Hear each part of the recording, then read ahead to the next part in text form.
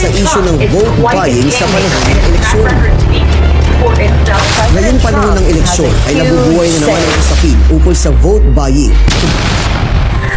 Vote buying is a campaign strategy that is widespread across the political dynasty among some countries. It is also referred to as electoral clientelism and patronage politics, which occurs when a political party or candidate distributes money or resources to a voter in an upcoming election with the expectation that voter votes the politician handing out monetary rewards. Poor people are more likely to be targeted for vote buying, and besides, it is also beneficial for them. Globally, this practice in many countries are illegal, such as United States, Argentina, Mexico, Kenya, Brazil, and Nigeria. Furthermore, in Nigeria, the act of vote buying is unlawful, and the legalization of the illegalities being perpetrated by political elites is worrisome and unacceptable in the electoral processes. Thus, act of vote buying is largely being attributed to translucent manifestations of incompetence and unacceptability of unsaleable aspirants and election under normal rational decision-making of voters. In the Philippines, vote buying is widespread in some national elections. However, elections in the Philippines historically been ruined by fraud. There have also been instances of vote buying in our area in Capalong, Davao del Norte. Local politicians employ various strategies to indigenous community, such as promising to enhance their way of life, their educational system, and providing scholarship for students. They make a commitment to aiding the development of their urban community. Politicians frequently assist these groups because they are sure to gain more from doing so. Vote buying is an unethical and immoral practice. There are numerous verses in the New Testament where Jesus reminds us to the sinful acts we should abstain from and not commit. These words can be found in 1 Corinthians chapter 6 verse 8 up until 11 and include such sinful acts as lying, deceiving others, cheating, and many others.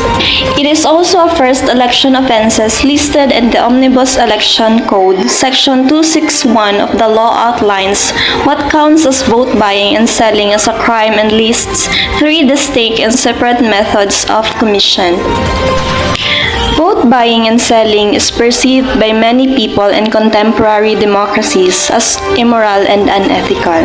However, this act of a candidate giving money and a constituent accepting it with the implied understanding of support on election day is illegal and should never be encouraged.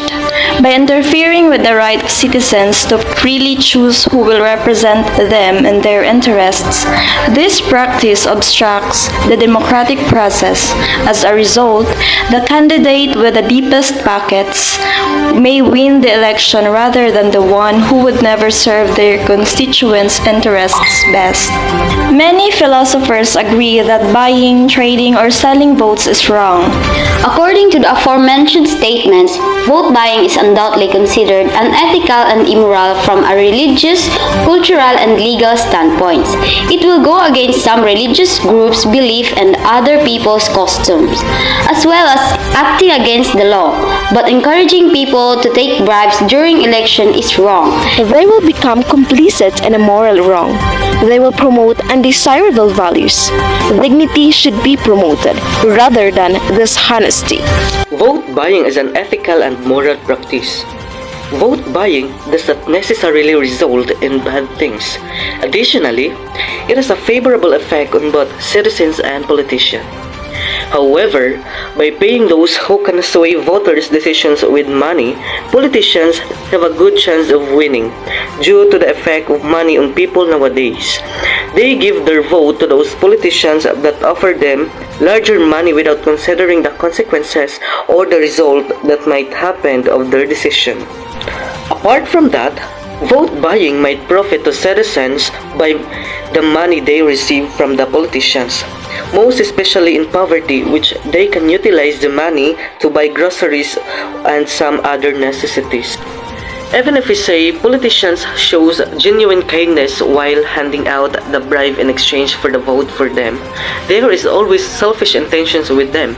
Politicians today are difficult to trust because one of their common traits is corruption.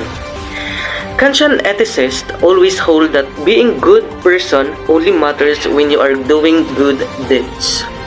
Although providing a goods or services in exchange for votes benefit both politicians and electorate. In conclusion, most Filipinos are expected to follow the method that politicians use to buy their votes during the campaign. The impact of vote buying made on the political campaign can be viewed from different ways. In fact, Filipinos are willing to buy their votes into the campaign due to the extreme poverty. According to the popular beliefs of voting ethics, buying or selling vote is wrong. Individuals consider vote selling as unethical, immoral, and unpleasant. But when we do that, we are just strengthening the confidence of this politician that vote buying works. So we will never see the end of the vote buying. If a voter votes for some candidates whom they believe will promote the common good, but this voter lacks good grounds for their beliefs, then the voter has acted wrongly. Therefore, if there is vote buying happen and some politician offered you the money, then if you refuse to accept their money, by that it will put your security and peace of mind at risk. It has a possibility that those person who gives you that money will go over you. Just keep the money and give your vote for whoever you prefer. As a result, if voters think that accepting money or selling their votes is the only way to immediately benefit from a politician, they should be aware that they would suffer for a longer period in return. We ought to select leaders who genuinely want to serve and advance our nation. We are shaping our own future. So let's begin by choosing a good leader Who will serve as the catalyst for achieving a prosperous and peaceable nation. We should encourage dignity and not cheating.